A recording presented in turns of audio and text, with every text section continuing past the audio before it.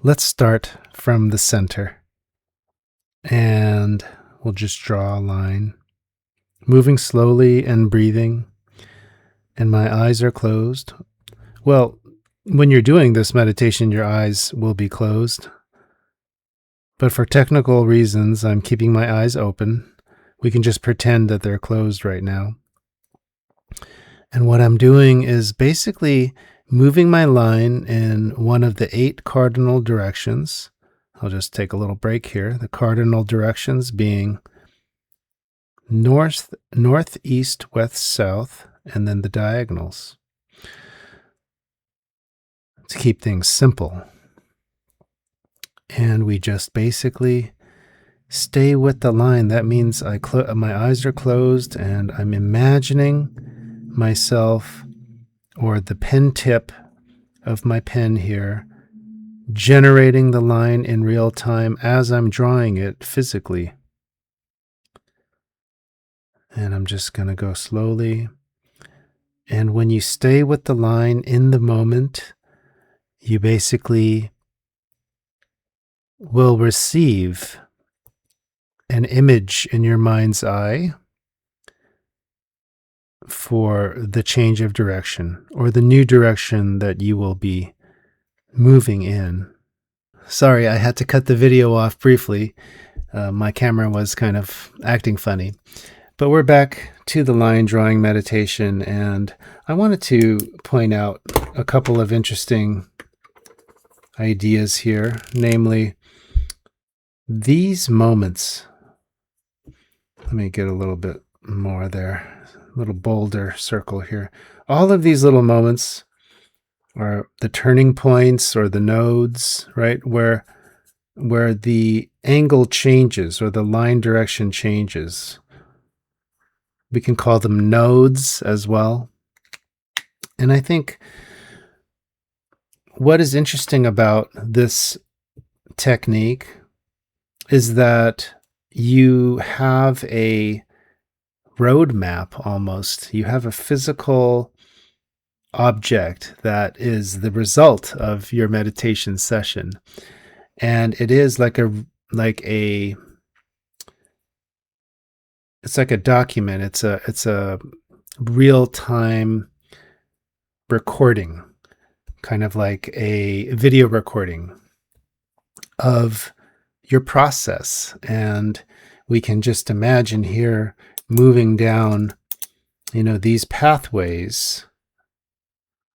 And every time that, like as I approach this transition or this node, this is the moment where I'd like to think, and this is kind of my main argument, I'd like to think that these nodes are the moments where we can actually visually see the combination of your intuition, or that part of your internal landscape that's kind of connected with intuition, instinct, your gut feeling,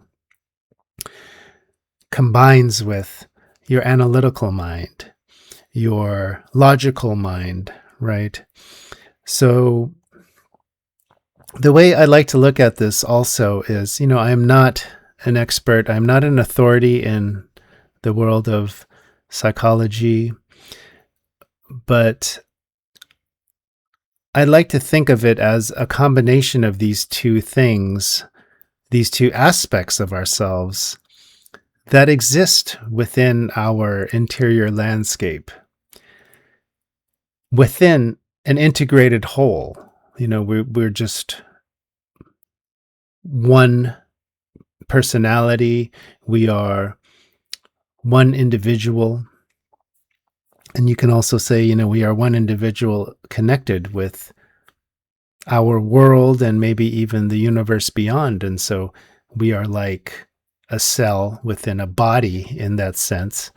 So having said that, I like to look at these different aspects of our interior landscape as integrated. They're connected. They're part of this whole system, but they have different roles or they have different tasks and qualities within themselves.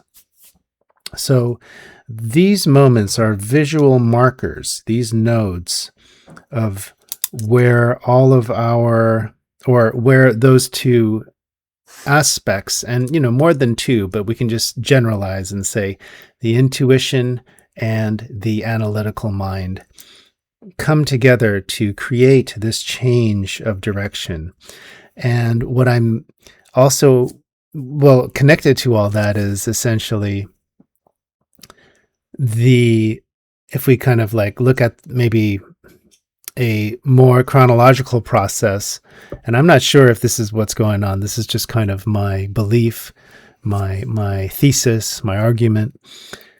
I feel that the intuition or the instinct, the gut feeling happens first. It's quicker to react than the analytical mind, so it responds first by sending a signal to, maybe it just sends out that signal, which your analytical mind absorbs. And I'm going to turn on the light here, which is something I always forget to do. Your analytical mind then absorbs the signal and kind of translates it into an image. And what that image is usually, I can say exclusively for me, it might be different for you, is something like this. If this is my original direction, and I'm just staying with the line, being in the moment, breathing, staying with the line, imagining that in my mind's eye with my eyes closed as I'm drawing it, what happens at this moment is this, right? I see this right here. And it could be this or this, right? So I just see that little segment of a angle. I like to look at this as a record. It's a map or road map of a particular sequence of decisions and feelings. And we can look at those two as connected to your analytical mind and your intuition, respectively, right? The decision is something more intellectual, and the feeling part is something that's more intuitive. These moments, these nodes, I think are derived from, well, let me just say, I have this, kind of a thumbnail image here as you've been able to enjoy. Miles Davis, right? Featuring Miles Davis. And he is someone that I've always looked up to, one of my role models in terms of someone who created great music and who's just a great artist in general. And somebody who embraced spontaneity and improvisation at a very high level. In this sense, his language was music. He was also a visual artist, a painter and illustrator. Maybe not illustrator, but he did creative drawings as well as paintings. But in terms of his music, he really moved forward with the power of being in the moment, being spontaneous, kind of at a different level than maybe a lot of his peers were being spontaneous, his musical peers, a lot of other jazz musicians maybe who had more of a kind of a bag of scales and patterns and motifs that they would pull from. And that is too a kind of spontaneous creation.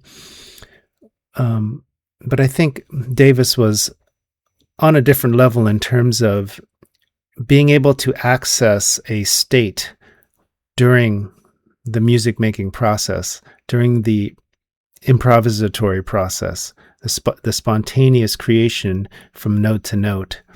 I think he really sort of embraced that coming from nothing and creating truly in the moment, instead of saying, oh, this is the C dominant 7 chord and I can play this kind of a line over that, and then I'll connect that to something else that's coming up.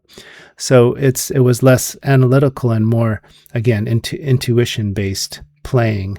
And I think that when you listen to, like, for example, I was just revisiting an album called Round About Midnight. I think it's Round About Midnight or Round Midnight. It's one of those great records that he did. It's one of those great records that he did in, I think it was 1959.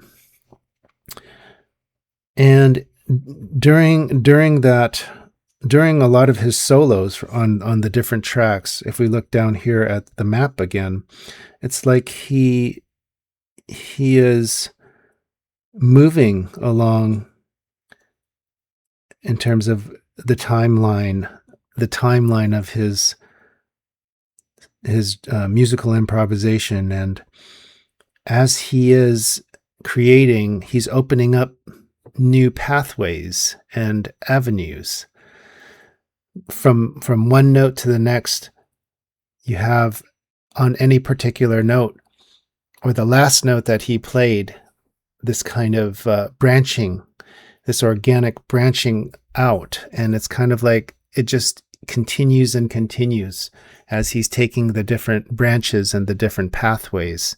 And it's really quite an experience to sort of listen along those lines. And you can also make the parallel to these nodes occurring where he kind of changes the direction of what he was doing before, moving on to the next idea.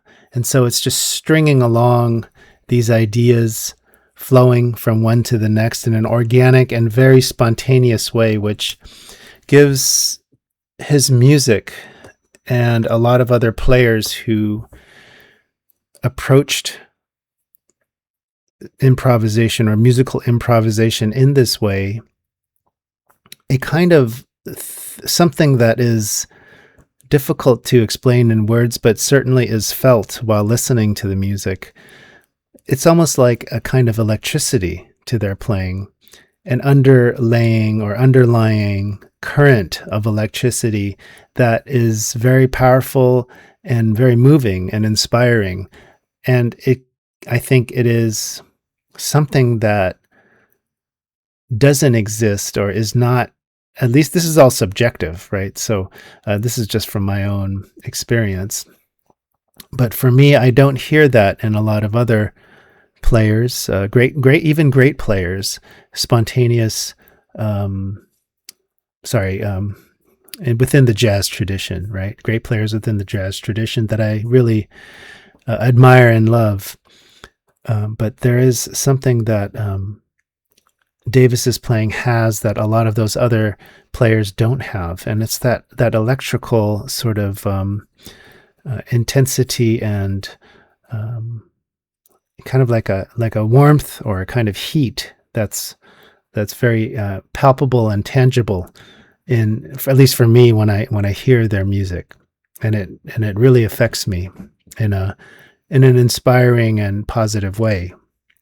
So I just thought that it would be interesting to go over my line drawing meditation again and to kind of make some parallels between different kinds of art forms. And it's not just within the arts. I think it's good to think of everyday life examples, like maybe going on a hike and not really, putting your GPS away and just kind of exploring, right? And then you see your footprints kind of behind you in the dirt. And that's kind of very similar to this, where you're just moving forward and making certain decisions on where you're going to turn, which direction you're going to move in, the landscape kind of informing that, right? So this kind of thing, even playing chess. I used to play a lot of chess when I was growing up. My dad was a big fan. We really didn't we really didn't know how to play in terms of having strategy and this and that. We had a chess book that my dad would say, okay, we got to read it. Let's read that book and let's kind of actually start playing the game. But we never got around to reading it. So we just had fun and we would just go from move to move. They say the great chess players are 5, 10, or even more moves ahead. And they can kind of map out all of the different possibilities and kind of extend those branches outward in each of those possibilities, right? And so it kind of reminds me of this. And each little node can be like when you make a move and you have a brand new landscape that emerges as a result of that move, right? And then all of these other organic kind of rivers and streams, kind of tributaries, I guess they're called, right? Kind of emerging from that node, right?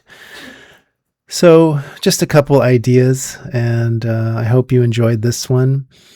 We'll continue with some more of my meditation practice and perhaps some more interesting ideas I'd like to share with you. So I'm looking forward to next time. Thanks very much. I actually forgot to add that in the description below, you'll see some links to a mini course that I have regarding this drawing-based meditation technique, as well as another introductory video that can take you through kind of the general concept and what I think it can do for you. There's also a connect to my website and homepage where you can sign up for my email list. This also includes any kind of questions you might have about this meditation drawing practice. So I look forward to hearing from you. Take care until then.